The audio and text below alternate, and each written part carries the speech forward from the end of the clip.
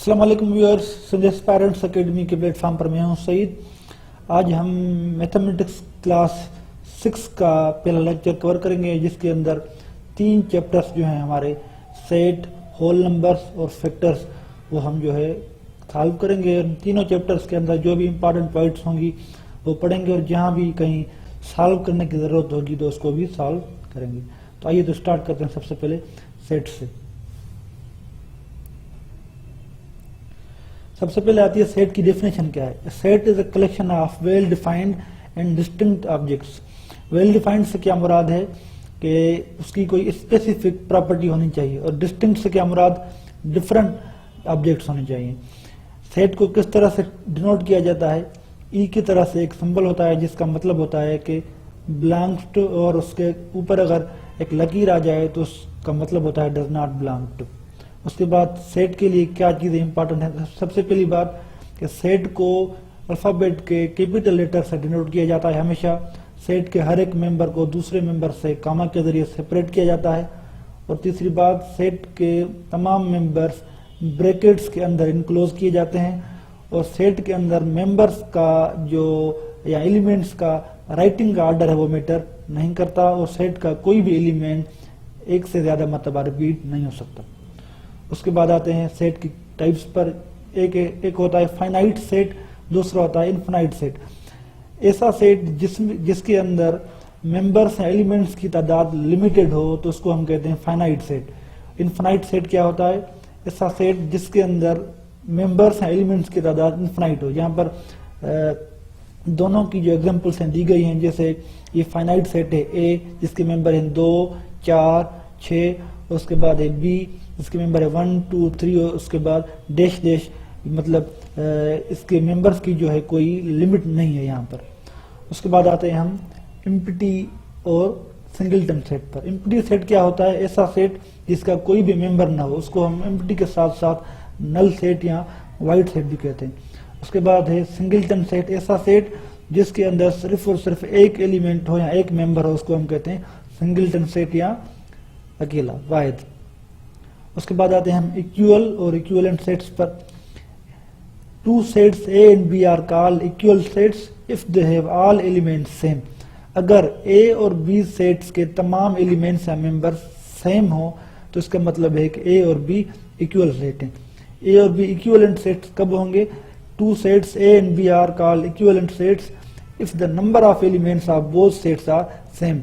अगर सेट्स के एलिमेंट्स एक जैसे हों और तादाद में भी एक जितने हों तो उनको क्या कहेंगे हम? Equivalent. All equal sets are also equivalent. तमाम इक्वल सेट्स इक्विवेलेंट होते हैं, पर तमाम इक्विवेलेंट सेट्स इक्वल नहीं होते। उसके बाद हम आते हैं सबसेट और सुपरसेट पर। फॉर एग्जांपल, एक सेट है ए और दूसरा सेट है बी। अगर सेट ए के तमाम मेंबर सेट बी के अंदर मौजूद हों तो इसका मतलब है ए सबसेट है बी का और बी जो है वो सुपर सेट है ए का। A is subset of B, then B is subset of superset of A. इसकी सिंबल किस तरह से होती है? सी के नीचे लकीर हो तो उसका मतलब है सबसेट, और उल्टा सी उसके नीचे एक लकीर होती है उसका मतलब होता है सुपर सेट। उसके बाद सेट वाले चैप्टर की समरी है जो एमसीक्यू यहाँ से आ सकते हैं। इसमें है a set is a collection of well defined and distinct objects. Each object in a set is an element और मेंबर ऑफ द सेट। ये यहाँ पर सारी चीजें लिखी हुई हैं। उसके बाद सबसे इंपॉर्टेंट चीज यहाँ पर क्या है? सिंबल्स को रिमेंबर करना। सबसेट की सिंबल, सुपर सेट की, प्रॉपर सेट की, सबसेट की, इक्विवेलेंट सेट की, नॉट इक्वलिटी और नॉट इक्वल टू और मेंबर की सारी सिंबल जो है एमसीक्यूज के अंदर आ सकती हैं। इसको रिमेंबर किया जाना चाहिए। उसके बाद आते हैं हम होल नंबर्स पर। इसकी पहली टॉपिक है natural and whole numbers. Natural और होल नंबर्स के दरमियान डिफरेंस सिर्फ और सिर्फ एक चीज का है। वो क्या है? वो है जीरो का। The only difference between set of natural numbers and set of whole numbers is of number zero. Zero does not belong to the set of natural numbers. अगर जीरो हो 1 के साथ और दूसरे नंबर्स भी तो वो होल नंबर्स, अगर जीरो नहीं हो तो वो क्या होंगे? नेचुरल नंबर्स होंगे। उसके बाद आता है commutative law under addition. When we add 9 to 30 we get 39, and when we add 30 to 9 then again we get 39. मतलब अगर हम 9 को ऐड करें 30 के साथ या 30 के 9 के साथ, जवाब उसका एक जैसा ही होता है. Sum of two whole numbers in any order is always same. इसका मतलब क्या हुआ, commutative law under addition is verified. उसके बाद हम आते हैं एसोसिएटिव लॉ. एसोसिएटिव लॉ में हम क्या करते हैं कि दो से ज्यादा नंबर्स हैं उनको या तो फिर ऐड करते हैं या फिर मल्टीप्लाई. यहाँ पर हम एडिशन का कर रहे हैं तो यहाँ पर एग्जांपल दी गई है, we can add only 2 whole numbers at a time, so we can get the sum of 3 whole numbers. Say if we add 3, 7 and 12 then we can add by 2 ways. पहला तरीका 3 को 7 के साथ ऐड करके उसके बाद 12 ऐड किए जाएं, या फिर पहले 7 और 12 को ऐड करके बाद में 3 ऐड किए जाएं. दोनों तरीकों से इसका जो जवाब होगा वो क्या होगा, सेम होगा. Sum of 3 whole numbers in any order is always same. इसका क्या मतलब हुआ कि associative law under addition is also verified.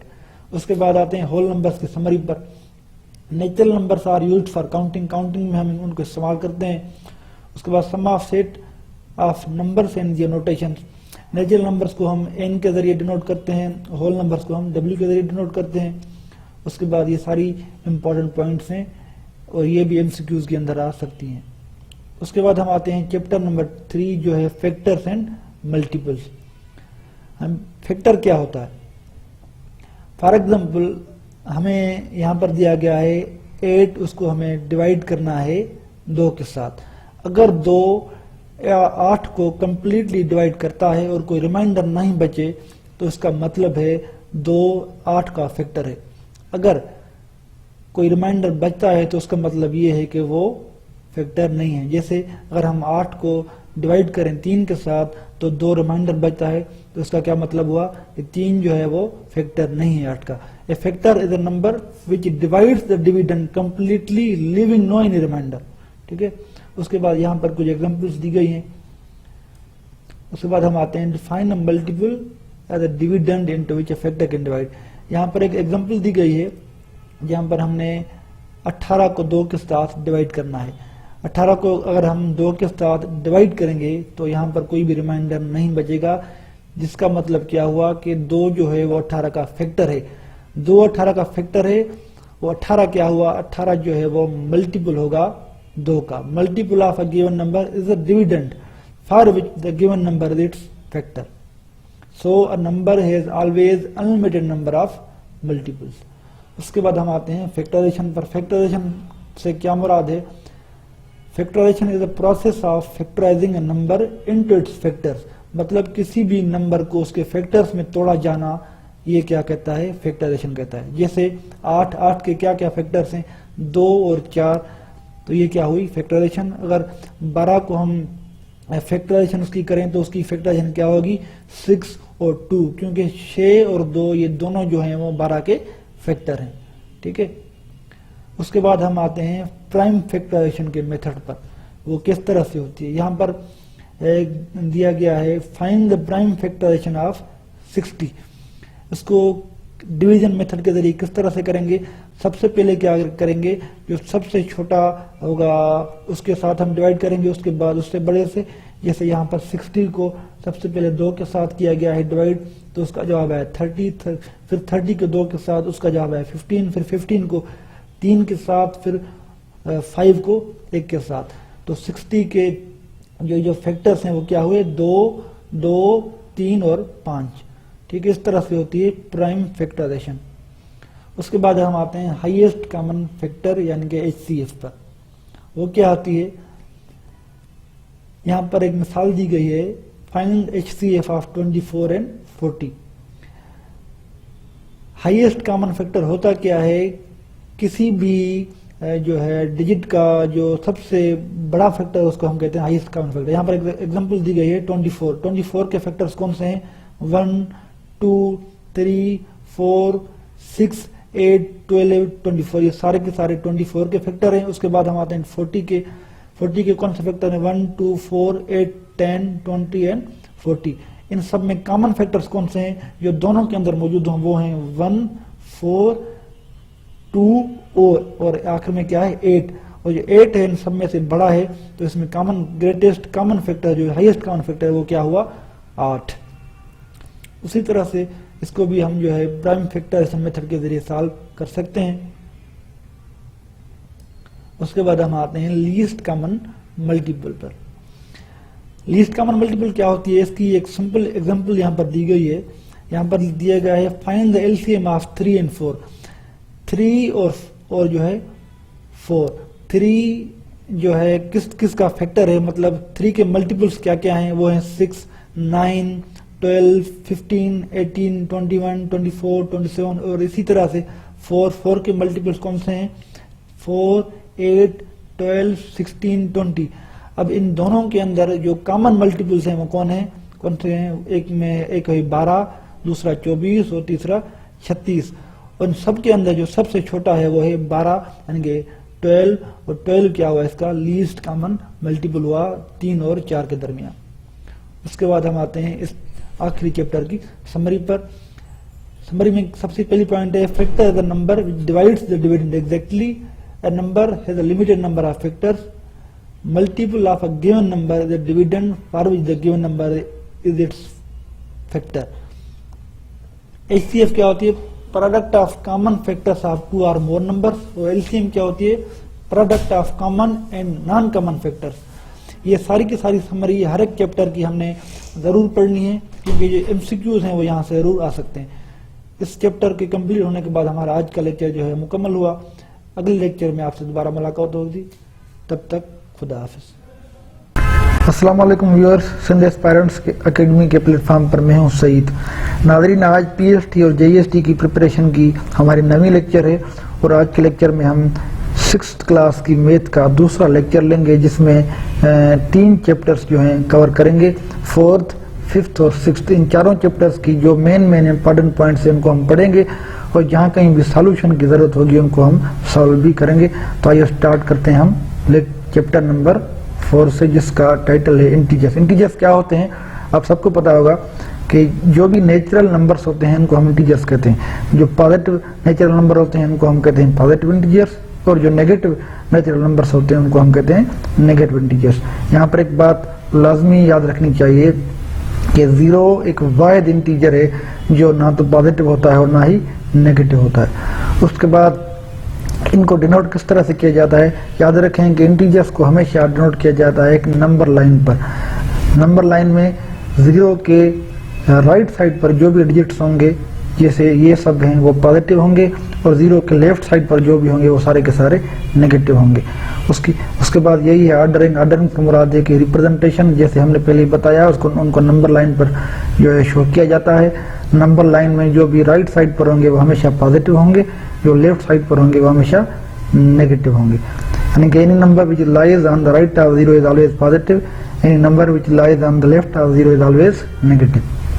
उसके बाद आते हैं एक और अहम बात यहाँ पर, any number which lies on the right of another number is always greater।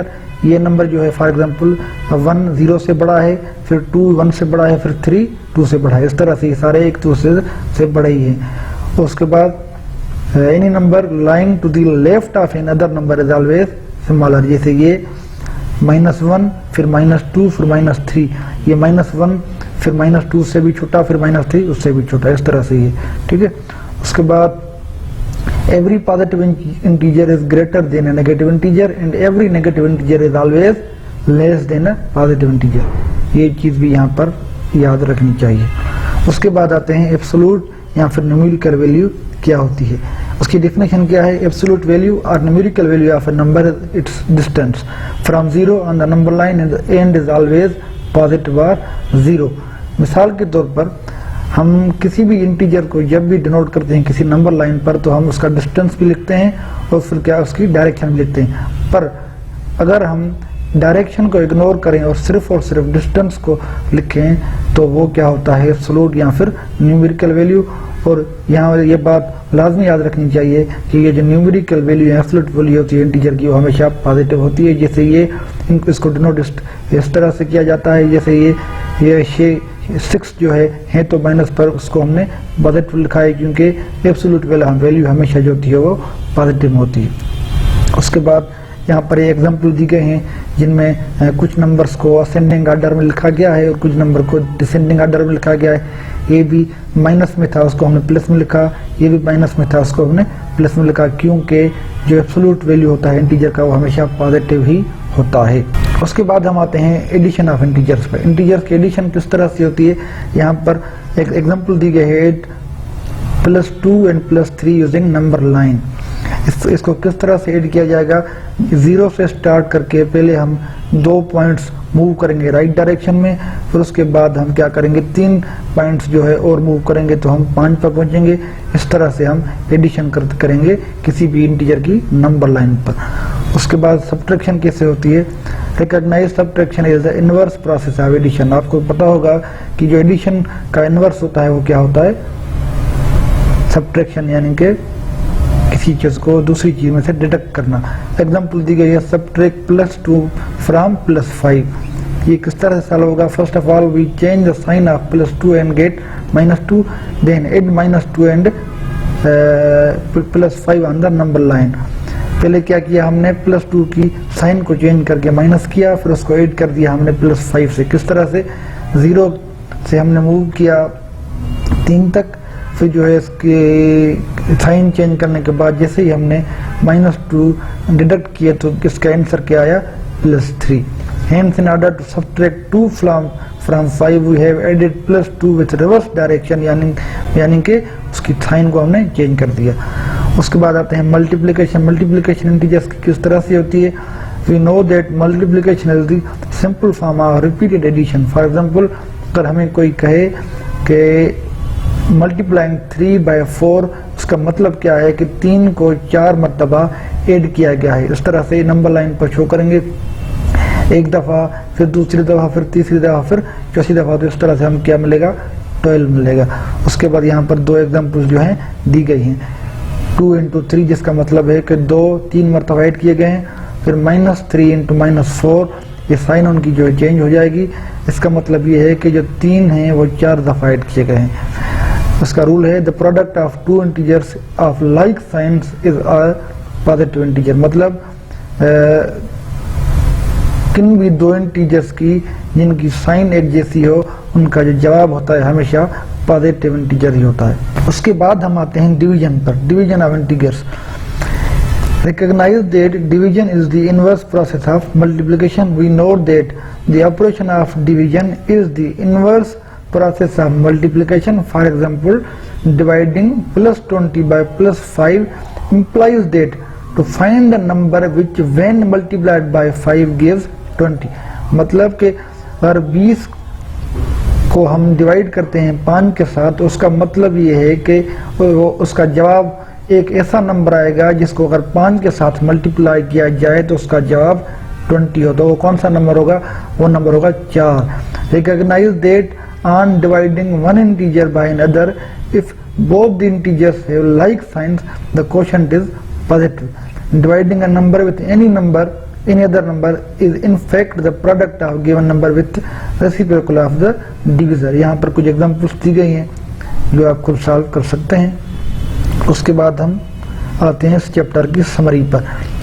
ये जो सारी की सारी हर एक चैप्टर की समरी है वो उसको हर सूरत में याद करना है, क्योंकि एमसीक्यू जो हैं मोस्टली समरी से ही आ सकते हैं, ठीक है। उसके बाद हम आते हैं सिंप्लीफिकेशन पर। सिंप्लीफिकेशन की डेफिनेशन क्या है, process of getting a simplified number is known as simplification. मतलब एक ऐसा प्रोसेस जिसके जरिए कोई सिंप्लीफाइड नंबर हासिल किया जाए उसको हम कहते हैं सिंप्लीफिकेशन, ठीक है। जैसे एक एग्जांपल दी गई है 3 + 4 मल्टीप्लाइड बाय 2। अगर हम इसको इसने एक्सप्लेन किया है, पहले अगर हम 3 और 4 को ऐड करके फिर उसको जो है 2 के साथ मल्टीप्लाई करें तो उसका जवाब क्या आएगा, 14। पर अगर 4 को 2 के साथ मल्टीप्लाई करके फिर 3 ऐड किया जाए तो उसका जवाब आएगा 11।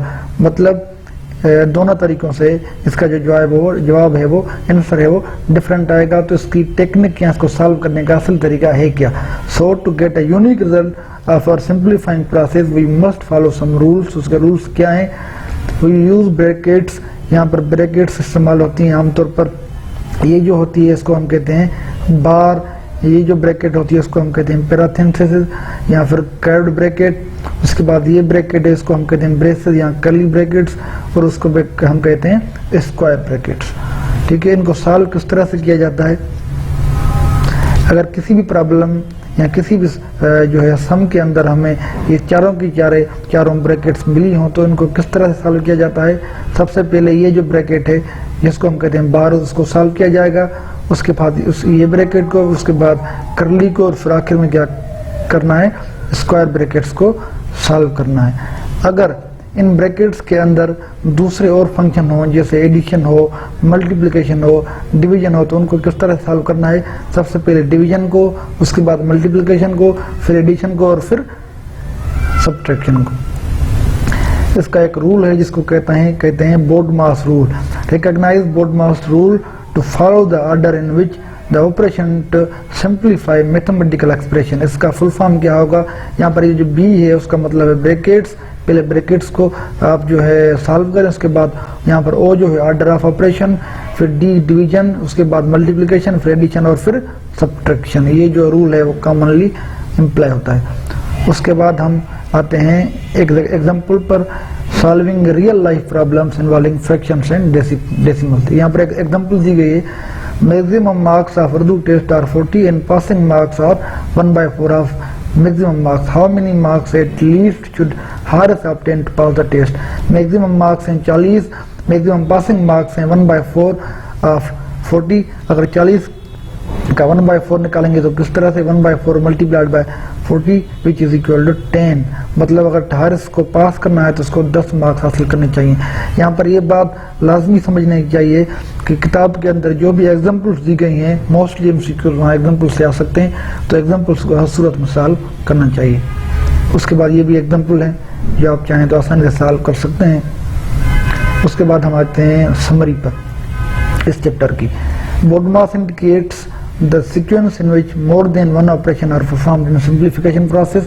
यहाँ पर B जो है स्टैंड होती है ब्रैकेट्स के लिए, O जो है order of operation, D division के लिए, A मल्टीप्लिकेशन के लिए, A जो है एडिशन, और S जो है सब्ट्रैक्शन के लिए। यहाँ पर ये जो दी गई हैं सिंबल, ये जो है बार की सिंबल है, ये जो है हमारे कर्ली ब्रैकेट, ये स्क्वायर ब्रैकेट, और ये जो है दूसरी ब्रैकेट की।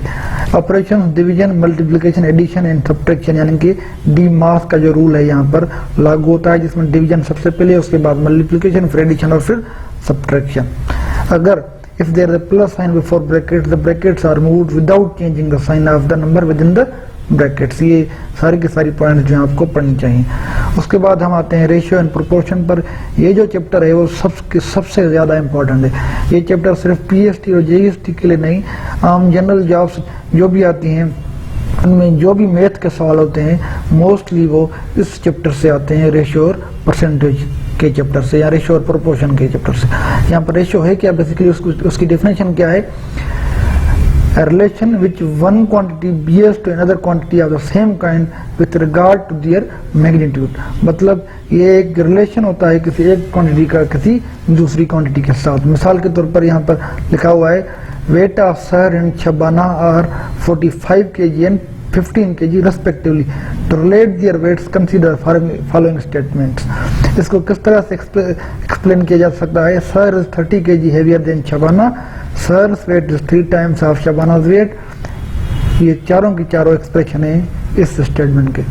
उसके बाद हम आते हैं how can we find the ratio between 3 kilometre and 21 metre. यहाँ पर ये बात लाजमी तौर पर समझनी चाहिए, ये जो रेशियो होता है वो तभी होता है जब हम सेम क्वांटिटीज को कंपेयर कर रहे हों। फॉर एग्जांपल हम मीटर को किलोमीटर के साथ जो है कंपेयर नहीं कर सकते। अगर हमें इनको कंपेयर करना है तो पहले इनकी जो यूनिट्स हैं वो इनको सेम करना होगा। The ratio between quantity of 3 bets and 2 dolls can not be written as 3/2 because bet and doll are not of the same kind but can establish a ratio between 3 bets and 2 bets। Okay, know that a ratio has no units। Ratio का कोई भी unit नहीं होता। उसके बाद यहाँ पर एक एग्जांपल दी गई है, if Arif has 9 rupees and Salim has 20 rupees, then ratio of their amount is 10 is 9/20। ठीक है, to find ratio between two quantities it is always necessary that they must be of the same kind. मतलब यहाँ पर जैसे लिखा हुआ है ये 21 मीटर है, ये 3 किलोमीटर है, ये जो है सेम काइंड के नहीं है, तो इनको हम रेशियो में डिनोट नहीं कर सकते 3/21। उसके बाद हम आते हैं यहाँ पर know that of the two quantities forming a ratio, the first one is called antecedent and the second one called consequent। पहला जो ये है फॉर एग्जांपल 2:3, तो इसमें जो 2 है उसको हम कहते हैं एंटीसीडेंट और ये 3 है उसको हम कहते हैं कंसिक्वेंट। ठीक है, यहाँ पर उसके सारे एग्जांपल्स दिए गए हैं।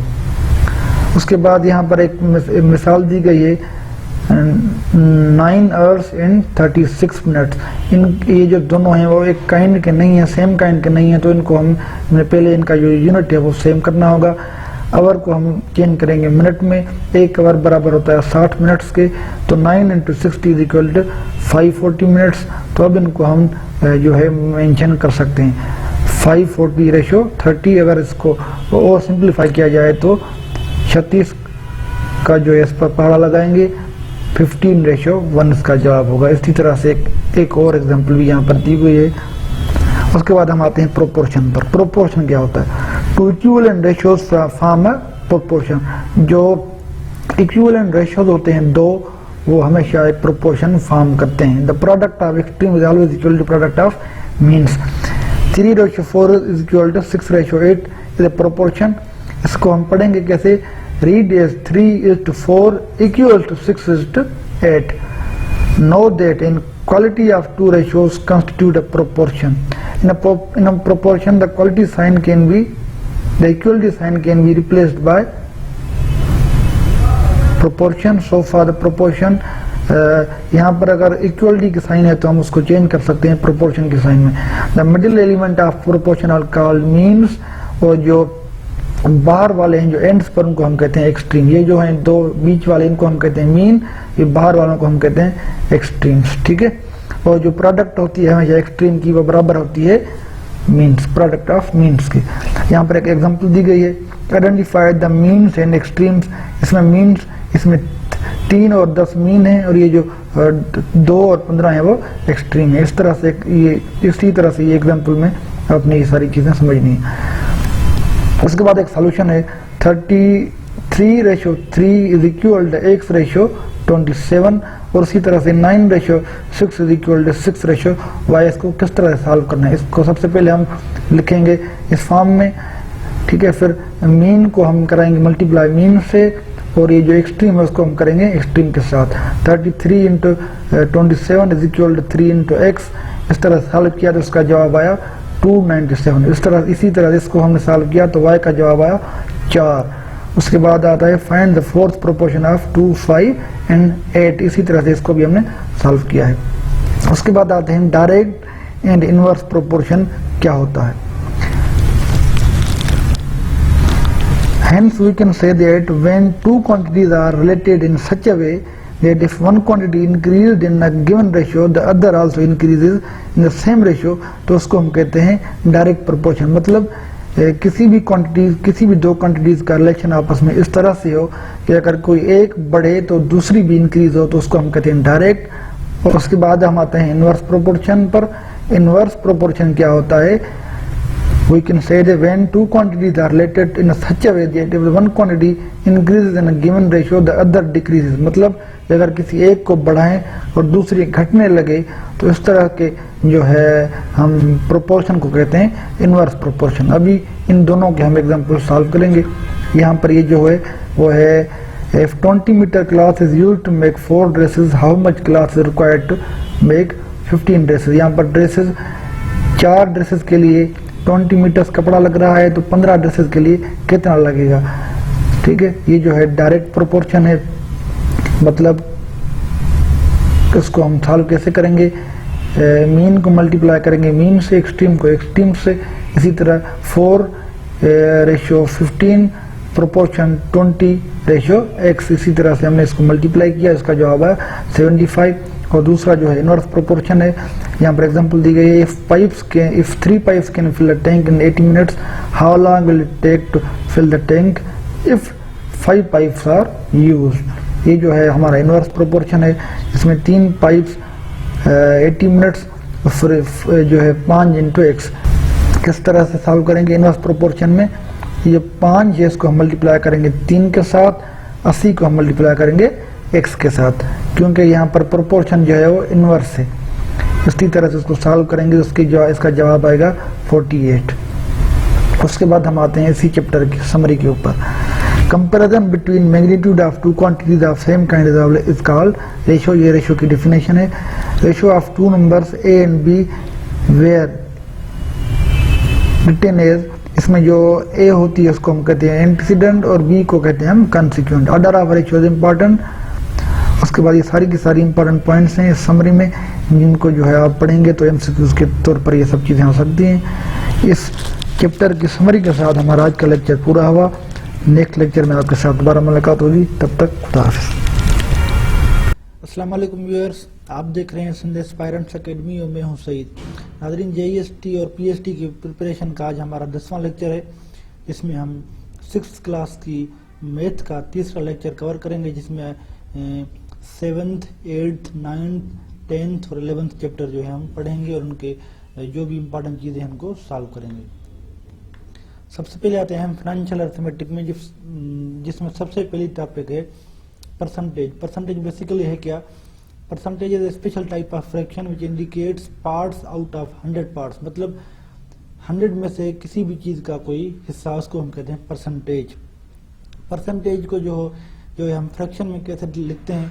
फॉर एग्जाम्पल, अगर हमारे पास हो 5%, उसको हम लिखेंगे 5 डिवाइडेड बाई 100। अगर 72% तो उसको हम लिखेंगे 72 डिवाइडेड बाई 100। उसी तरह से बाकी और। उसके बाद हम आते हैं परसेंटेज को जो है वो डेसिमल में किस तरह से कन्वर्ट किया जाता है। जैसे यहाँ पर 3%, 3 को हम डिवाइड करेंगे 100 से तो उसका जवाब आएगा 0.03, और इसी तरह से 2.5% उसका जवाब आएगा 0.025 जब उसको हम 100 से डिवाइड करेंगे। उसी तरह से ये 135%। ठीक है। उसके बाद हम आते हैं कुछ एग्जाम्पल पर, जिसमें पहला एग्जाम्पल है फाइंड 15% ऑफ 75। मतलब किसी भी क्वांटिटी की जो है परसेंटेज किस तरह से मालूम की जाती है। जैसे यहाँ पर है 15% ऑफ 75, तो हम क्या करेंगे 15 डिवाइडेड बाय 100, इसको मल्टीप्लाई करेंगे 75 से, तो हमारी परसेंटेज निकल आएगी। उसी तरह से जो है एक और एग्जाम्पल है यहाँ पर नीचे, 75% students out of 40 were present in test, how many students were absent. मतलब 40 में से 75% स्टूडेंट्स टेस्ट में आए, बाकी कितने एब्सेंट थे। हम जो है 40 का 75% पहले निकालेंगे तो वो निकलेगा 30, 40 को 30 में माइनस करेंगे तो जवाब आएगा 10 स्टूडेंट्स। ठीक है। उसके बाद हम आते हैं कि अगर हमें क्वांटिटी भी मिली हुई हो और परसेंटेज भी मिली हुई हो, तो हम टोटल क्वांटिटी को किस तरह से मालूम करें। जैसे यहाँ पर एग्जांपल दी गई है, find the quantity of if 75% of it is 1, 2, 3। मतलब कि हमें क्वांटिटी भी दी गई है, परसेंटेज भी दी गई है, हम टोटल क्वांटिटी मालूम करनी है। इसका फार्मूला क्या है? Divided by percentage. तो यहाँ पर इसको किस तरह से सॉल्व करेंगे? यहाँ पर सॉल्व किया गया है उसको 123 डिवाइडेड बाय 75%। उसकी जो साइन को हम चेंज करेंगे मल्टीप्लीकेशन में, तो ये आएगा 123 मल्टीप्लाइड बाय 100 डिवाइडेड बाय 75, उसका जवाब आएगा 164। उसी तरह से एक और एग्जांपल यहाँ पर दिया गया है। उसके बाद हम आते हैं प्रॉफिट, लॉस और डिस्काउंट के ऊपर। प्रॉफिट क्या होता है? किसी भी चीज से जो मुनाफा कमाते हैं। लॉस जो नुकसान होता है। उनके फार्मूले क्या हैं? प्रॉफिट परसेंट का फार्मूला है profit divided by CP into 100%, और लॉस का क्या फार्मूला है? Loss divided by CP into 100%। अब इनके हम एग्जाम्पल भी सॉल्व करेंगे। और उसके बाद होता है डिस्काउंट।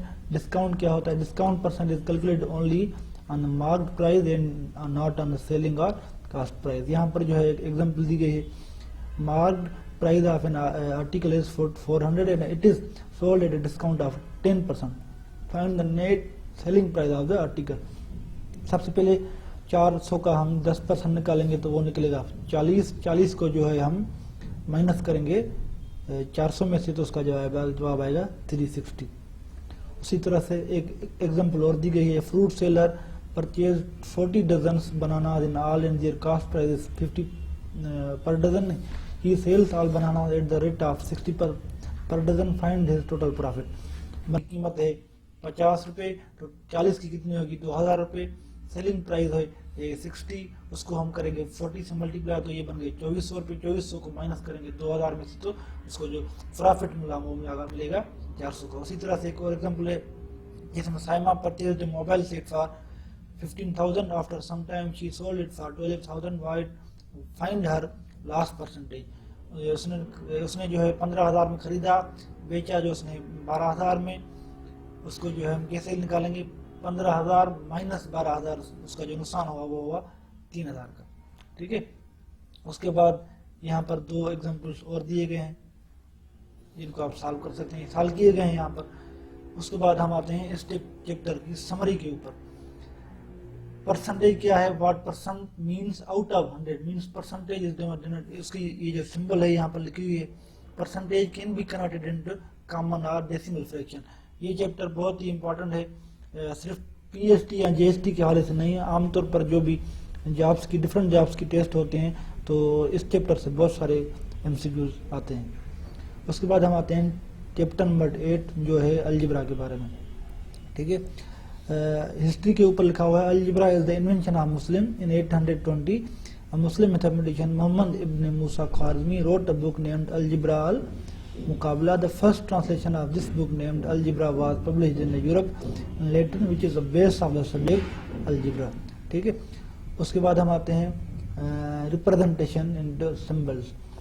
यहाँ पर वर्ड्स में लिखा हुआ है, उनको यहाँ पर जो है डिफरेंट सिंबल्स में शो किया गया है।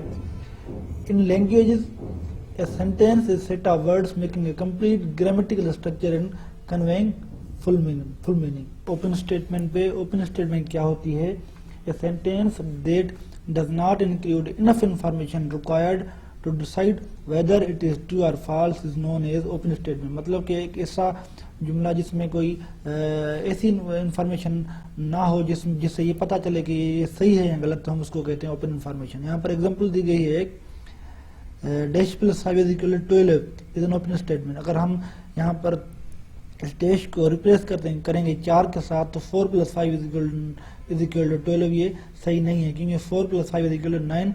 अगर इसमें डालेंगे 7 प्लस 5 इज इक्वल टू 12, तो ये बनती है ट्रू स्टेटमेंट। ठीक है, उसके बाद आते हैं any of the letter of English alphabet which is used to denote number in algebra is variable. हम अल्फाबेटिक्स का कोई भी लेटर जो अलजेब्रा को डिनोट करने के लिए इस्तेमाल करते हैं हम उसको कहते हैं वेरिएबल। वेरिएबल के पहले जो चीज आती है हम उसको कहते हैं कोएफिशिएंट। ठीक है, an algebraic expression consist of terms which are connected by the operations of addition and subtraction. ठीक है, यहाँ पर कुछ एग्जांपल्स दी गई हैं। Write the number of terms in the following expression, 5x plus 7y, इसमें जो नंबर ऑफ टर्म है वो 2 है, इसमें जो 5 है वो कोएफिशिएंट है, x जो है वो वेरिएबल है। उसी तरह से यहाँ पर 6 कोएफिशिएंट है, x जो है वेरिएबल है। इन अलजेब्रिक एक्सप्रेशन द सिंबल और number appearing as multiple of variable used in algebraic term is called its coefficient. मतलब जो उससे पहले आता है, जैसे यहाँ पर 4x में 4 है वो जो है कोएफिशिएंट है x का, और x यहाँ पर क्या है, वेरिएबल है। Similarly coefficient of x is 1। अगर खाली यहाँ पर x लिखा हो तो उसका जो कोएफिशिएंट होगा वो 1 होगा। अगर माइनस x हो तो उसका कोएफिशिएंट क्या होगा, -1। उसके बाद आते हैं differentiation between like and unlike terms. The terms having same variable, जिस भी टर्म के वेरिएबल सेम हो तो वो कहलाते हैं लाइक टर्म्स। जिनके वेरिएबल्स जो हैं वो डिफरेंट हों वो कहलाते हैं अनलाइक टर्म्स। जैसे like terms can be combined to give single term, जैसे 2x प्लस 3x, यहाँ पर जो वेरिएबल है सेम है तो उनको हम कंबाइन कर सकते हैं जिसका जवाब आएगा 5x।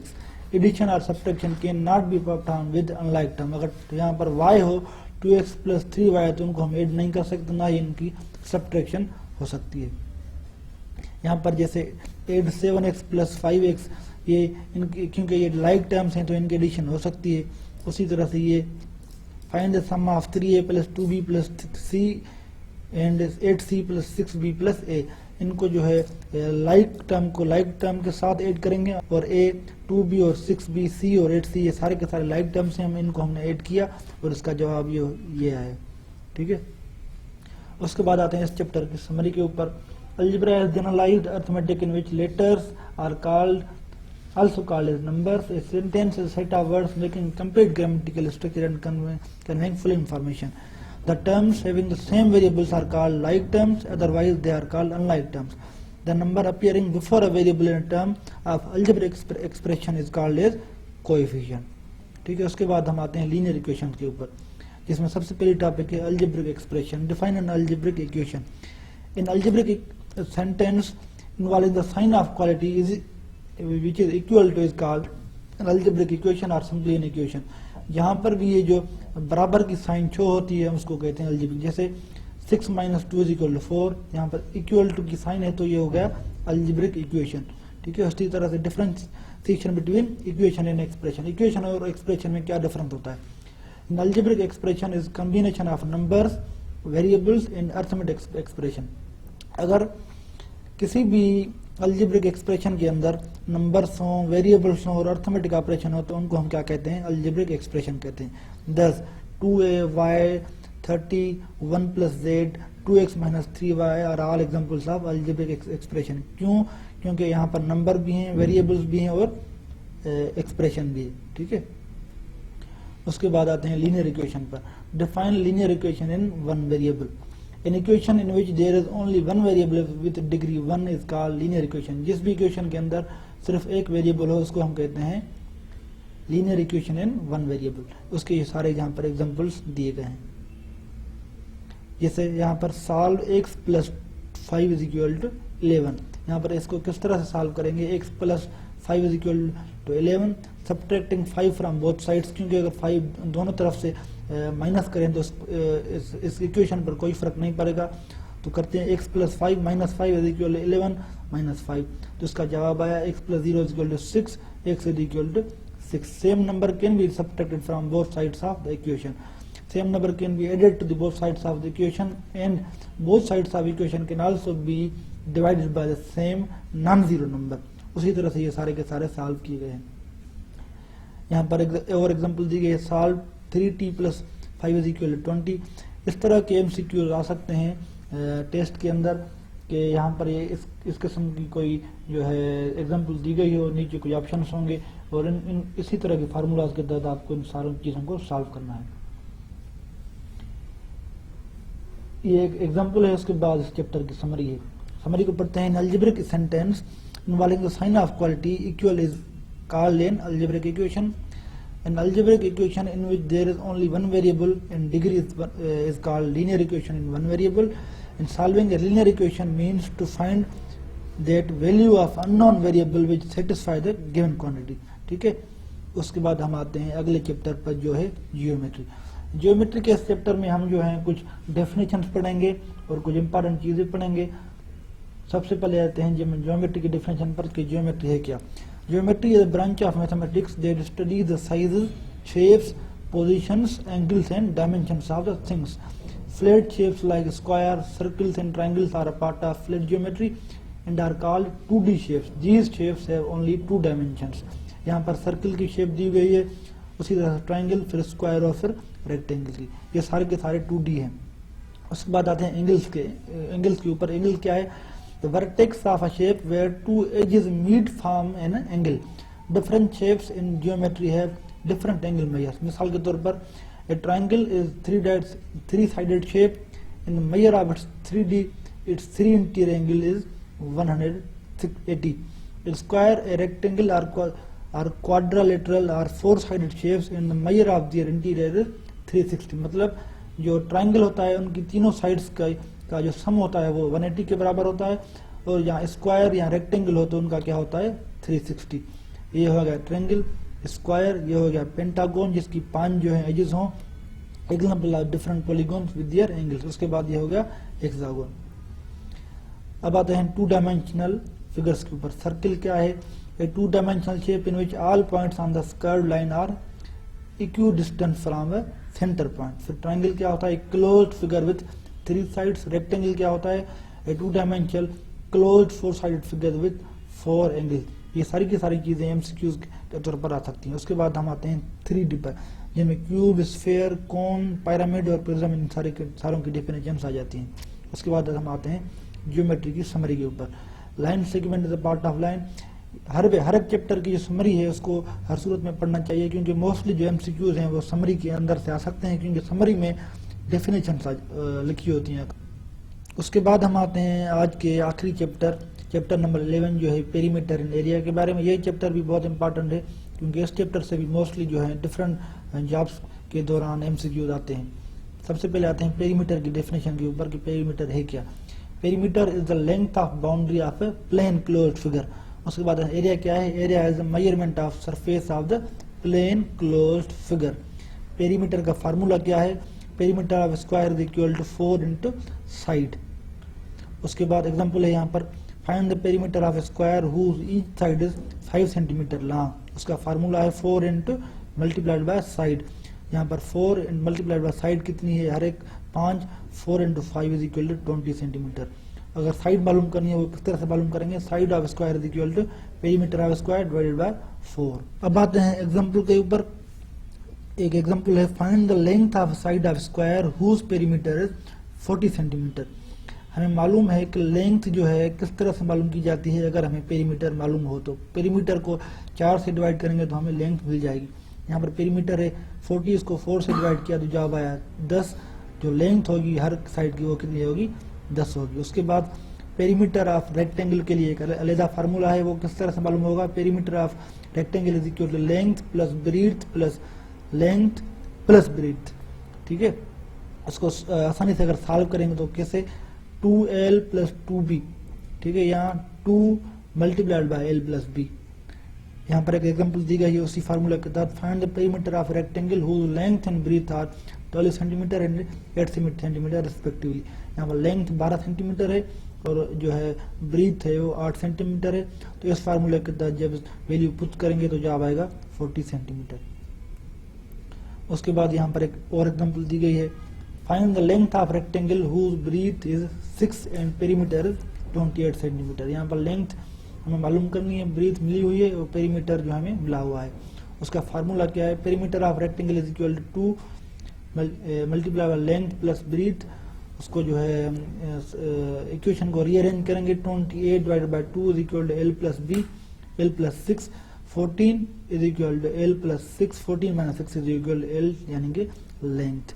So the required length is 8 centimetre. उसके बाद हम आते हैं एरिया पर। एरिया का फार्मूला क्या है, area of square is equal to side multiplied by side. यहाँ पर साइड दी हुई है 3 को 3 से मल्टीप्लाइड किया तो हमारा जवाब आया 9। Area of rectangle is equal to length into breadth. उसके बाद आते हैं इस चैप्टर की समरी के ऊपर। पेरीमीटर का फार्मूला है यहाँ पर लिखा हुआ, पेरीमीटर ऑफ स्क्वायर का फार्मूला अलग है, रेक्टेंगल का अगर पेरीमीटर मालूम करना है उसके लिए अलग फार्मूला है। सारे के सारे फार्मूले जो है हमें जहन में होने चाहिए, क्योंकि एमसीक्यूज अगर आए तो हम आसानी से इनको सॉल्व करेंगे। इस समरी के साथ आज का लेक्चर पूरा हुआ। नेक्स्ट लेक्चर में आपसे दोबारा मुलाकात होगी, तब तक के लिए खुदा हाफिज़।